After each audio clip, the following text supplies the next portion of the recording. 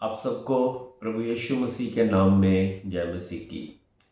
आइए कुछ अंत के समय की बात करें। हम सब जानते हैं हम अंत के समयों में हम जी रहे हैं। तो काफ़ी टाइम से परमेश्वर का आत्मा मुझे उभार रहा है। I and my wife we have a prophetic call over our lives.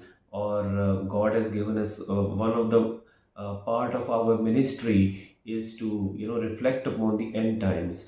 अब किसी को ये नहीं मालूम कि अंत का दिन, अंत का वो डायरेक्ट समय कब आएगा, है ना? वचन में हम पढ़ते हैं, परंतु बाइबल में बहुत सारे चिन्ह दिए हैं। बाइबल में भविष्यवाणियाँ दी हुई हैं, जिनके द्वारा हम पता लगा सकते हैं कि अब यीशु का दूसरा आगमन बहुत निकट है। हम सब न्यूज़ में पढ़ते हैं कैसे मिडल ईस्ट में जो लड़ाइयाँ हैं कैसे इंटेंसिफाई होती जा रही हैं। There is this example of Russia and Ukraine, है ना? कैसे वो न्यूक्लियर वॉर की तरफ उनकी थ्रेट बढ़ती जा रही है।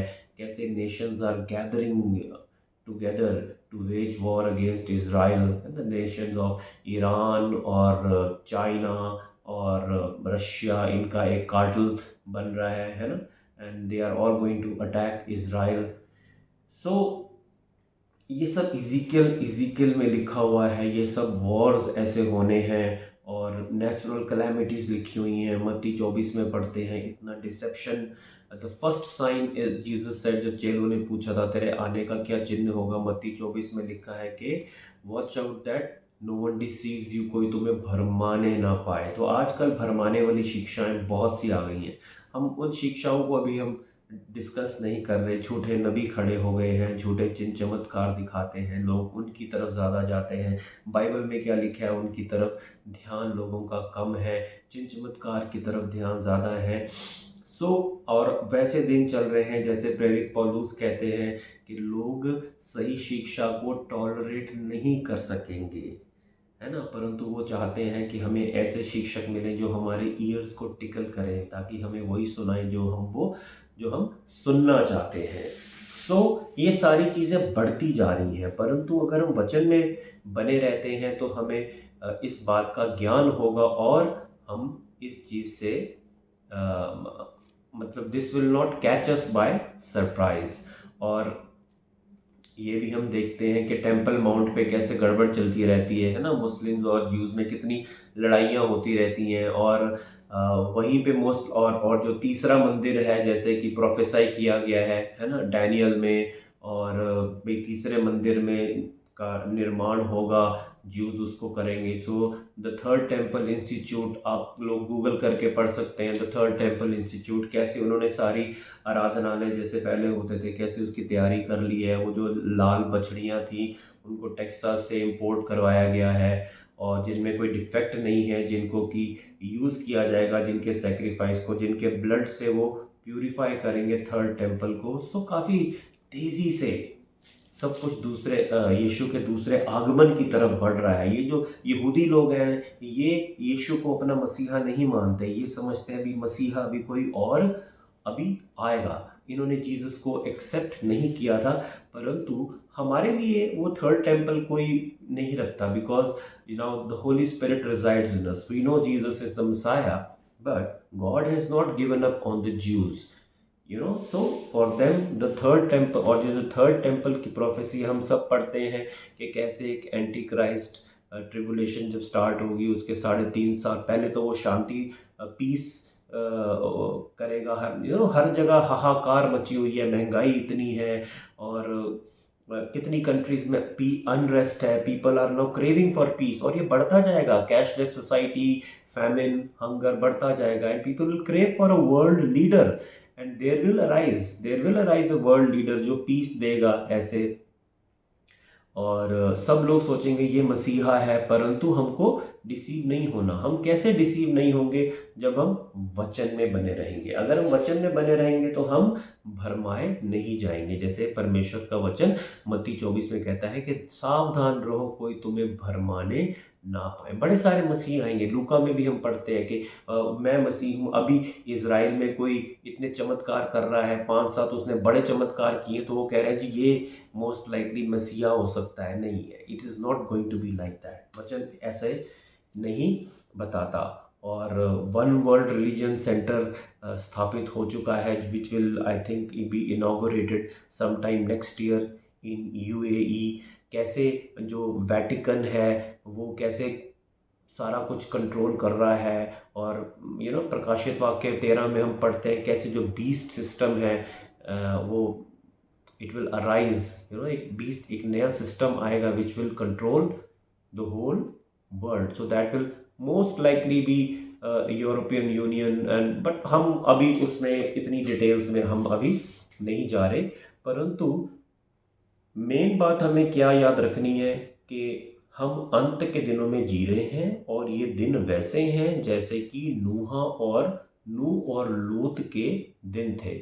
वचन में हम पढ़ते हैं कि जो नूह और लूत के दिन थे वो कैसे दिन थे। तो उन्हीं दिनों में हम जी रहे हैं और यही वो टाइम है जो यीशु मसीह के आगमन का टाइम है। हमें वचन पे इसलिए ध्यान रखना है ताकि हम उन 5 फुलिश वर्जिन्स की तरह पकड़े ना जाएं। देयर वर 10 वर्जिन्स जो अपने लैंप्स में मतलब लेके वो यीशु का इंतज़ार कर रहे थे। परंतु जो फूलिश वर्जिन्स थी उनके लैंप्स में they didn't have sufficient oil, उनके लैंप्स में ऑयल ख़त्म हो गया था, है ना। और जो उस टाइम का कल्चर था कि दूल्हा कभी भी रात को कभी भी आ सकता था अनअनाउंस्ड, इसी प्रकार यीशु भी किसी भी प्रकार अनअनाउंस्ड आएंगे, है ना। तो पर हमको तैयार रहना है।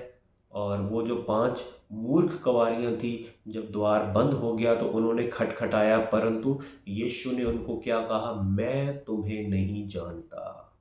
इससे ज़्यादा भयानक बात क्या हो सकती है किसी बिलीवर्स के लिए कि आपने प्रभु के लिए सब कुछ किया है, परंतु एंड एंड कुछ लोग कहते हैं कि वो 5 कुँवारियाँ वो क्रिश्चियंस नहीं थी, बट नहीं, वो 10 की 10 कुँवारियाँ they were awaiting the arrival of bride groom.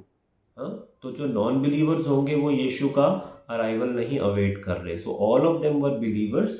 तो हमें यह ध्यान रखना है कि हमें अपनी कुप्पियों में, हमें अपने लैंप्स में जो पवित्र आत्मा का ऑयल है उसको ख़त्म नहीं होने देना। हमें निरंतर प्रार्थना में बने रहना है, हमें प्रभु के वचन पे चलना है, हमें प्रभु की आज्ञाएं पे चलना है, हमें एक दूसरे से, परमेश्वर से सबसे पहले प्रेम करना है, फिर हमें उसकी संतानों से प्रेम करना है। इसी से हम जानते हैं कि हम परमेश्वर से प्रेम करते हैं जब हम उसकी संतानों से प्रेम करते हैं। पहला यूहन्ना में हम ये पढ़ते हैं। और एक दूसरे से हमें अपने समान प्रेम करना है। इतना ही नहीं, प्रभु ने यूहन्ना में ये भी कह दिया था कि अब मैं तुम्हें एक नई आज्ञा देता हूँ कि तुम एक दूसरे से ऐसा प्रेम करो जैसा मैंने तुमसे किया। प्रभु ने कैसा प्रेम किया? उन्होंने अपनी जान दे दी हमारे लिए, है ना। That is how we need to love one another. अगर हमने किसी को माफ़ नहीं किया, उसको माफ़ करना है। हमें निंदा नहीं करनी, चुगली नहीं करनी। हम उन वर्सेस में नहीं जा रहे गलेशियंस 5 में, पहला कुरिन्थियन 6, बट हम सबको मालूम है कि शरीर के क्या काम है ना। निंदा, चुगली, लड़ाई झगड़े, वैर, वो सब हमको नहीं करना, क्योंकि ऐसे काम जो विश्वासी करते हैं वो स्वर्ग राज्य के अधिकारी नहीं होंगे। परंतु अगर हम ऐसे काम करते हैं तो परमेश्वर ने इसका एंटीडोट दिया हुआ है कि हमें पहला यूहन्ना 1:9 के मुताबिक हमें पश्चाताप करना है। नीति वचन 28:13, we have to repent and we have to confess and renounce our sins. So हमें एक पवित्र लाइफस्टाइल जीना है। आइए हम कुछ वर्सेस को, हमें डरना किसी बात से नहीं है कि संसार में क्या हो रहा है, भुखमरी फैली हुई है, ये हो रहा है, लड़ाइयाँ हो रही है। नो, हमें परमेश्वर में बने रहना है। हमें we have to be vigilant in these end times and we need to warn. अगर प्रभु ने आपको एक एक ड्यूटी, एक कॉलिंग दी हुई है, तो आपको अन्य विश्वासियों को भी बताना है उसके बारे में। आइए इसमें हम लूका के 17 चैप्टर की कुछ वर्सेस पढ़ते हैं।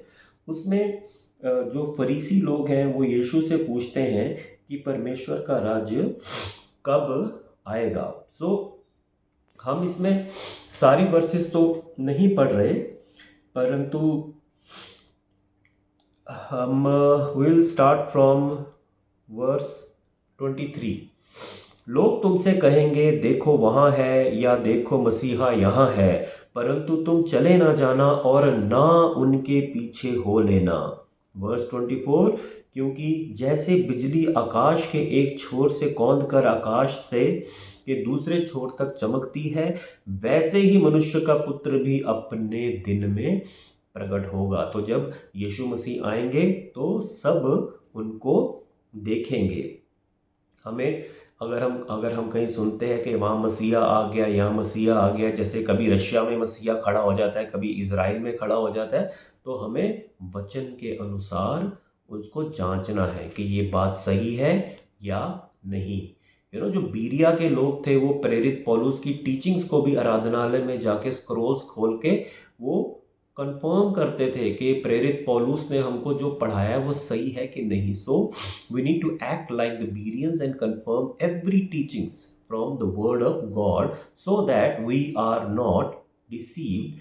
And mind you, we are living in the days of deception, as we read in the word of God. The first sign of his coming is, as we read in Matthew 24, is deception. परमेश्वर प्रभु यीशु ने चेलों से कहा तुम्हें कोई भरमाने ना पाए। आजकल बहुत सी भरमाने वाली शिक्षाएं आ गई हैं, परंतु हमें उनसे सावधान रहना है। हम कब सावधान रहेंगे? जब हम परमेश्वर के वचन में बने रहेंगे, जब हम अपने पासवानों के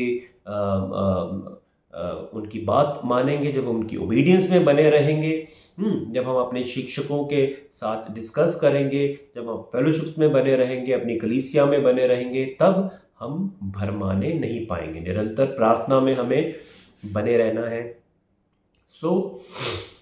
यहाँ पे लिखा है वर्स 25 में लूक 17 की, परंतु पहले अवश्य है कि वह बहुत दुख उठाए और इस युग के लोग उसे तुच्छ ठहराए। जब यीशु जी आए थे अपना फर्स्ट टाइम, तो सब कितना उन पे दुख उनको दिया गया है, हमारे लिए मारे गए, गाड़े गए, कितनी ताड़नाएं, कितनी इंसल्ट्स दी गई, तो वो प्रोफेसी पूरी हो चुकी है। वर्ष 26 में लिखा है जैसे नूह के दिनों में हुआ था वैसे ही मनुष्य के पुत्र के दिनों में भी होगा। अब जब यीशु का दूसरा आगमन होगा, जैसे अब नूह के दिनों में क्या हुआ था, जेनेसिस 6 में, उत्पत्ति 6 में हम जान ही रहे, बट वहाँ पे लिखा हुआ है। तो नूह के दिनों में भी परमेश्वर ने उसको एक कश्ती बनाने को कहा था, अभी जल प्रलय आ जाएगी, उसने वार्न किया। फर्स्ट पीटर में हम पढ़ते हैं कि he was a preacher of righteousness, है ना, वो एक धार्मिकता का प्रचारक था, परंतु लोगों ने उसका ठट्ठा किया, उसका मजाक उड़ाया। लोग खाने पीने भोग विलास में मस्त थे। जैसे आज देख लीजिए, लोग ऐसे खाते पीते हैं, ऐसे मस्ती मारते हैं, ऐसे तो कभी किसी खाना पीना कभी देखा ही नहीं। फूड के इतने चैनल्स आ गए, इतने सारे, मतलब खाना पीना बुरा नहीं है, परंतु लोगों का पूरा ध्यान उस तरफ चला गया है। लोग कहते हैं जैसे यही जिंदगी है, बस खाओ पियो ऐश करो शादी करो, लिव फॉर टुडे, कल किसने देखा है। नूह के दिनों में भी ऐसे ही हो रहा था, और आजकल भी जब मसीह लोग लोगों को वार्न करते हैं कि यीशु आने वाला है, बुरे टाइम आने वाले हैं, आप अपने मन फिराओ, तो अक्सर मसीह लोगों का मजाक उड़ाया जाता है। और केवल अविश्वासी ही नहीं, बड़े सारे क्रिश्चियंस डिनोमिनेशंस भी ऐसी हैं, क्रिश्चियंस जो कि कहते हैं where is the promise of his coming, there will be scoffers and mockers in the last days, we read in the word of God. So there are literally scoffers and mockers जो कह रहे हैं कहाँ है यीशु, सब कुछ तो शुरू से वैसे ही चलता आ रहा है। वर्स 27, जिस दिन तक नूह जहाज पर ना चढ़ा उस दिन तक लोग खाते पीते थे, उनमें विवाह होते थे, तब जल प्रलय ने आकर उन सबको नष्ट कर दिया। और जैसा लूत के दिनों में हुआ था, अब लूत के दिनों में जो सोदोम जो शहर था, वहाँ पे समलैंगिकता होती थी, होमोसेक्सुअलिटी बहुत चरम सीमा पे थी, और हम सब उसमें पढ़ते हैं कि कैसे वहाँ पे बुरे काम होते थे जो परमेश्वर को मंजूर नहीं थे। परंतु उस शहर को नाश करने से पहले स्वर्गदूतों ने लूत को और उसके कुछ फैमिली मेम्बर्स को बोला था तुम चले जाओ। उसके बाद उन्होंने वहाँ पे आग और गंधक की बारिश वहाँ पे की थी। और तो जैसे लूत के दिनों में हुआ था कि तब भी लोग खाते पीते थे, लेन देन करते थे, पेड़ लगाते, घर बनाते थे, सब कुछ ऐसे ही चल रहा था। 929 में लिखा है, परंतु जिस दिन लूत सदोम से निकला उस दिन आग और गंधक आकाश से बरसी और सबको नष्ट कर दिया। मनुष्य के पुत्र के प्रकट होने के दिन भी ऐसा ही होगा। Now Christ is coming as a जज, he is coming as a जज। दोस्तों, हमें ध्यान रखना है कि हम रैप्चर मिस ना कर जाएं। रैप्चर के बाद पवित्र आत्मा ले लिया जाएगा इस संसार से, and they will be terrible times, terrible times.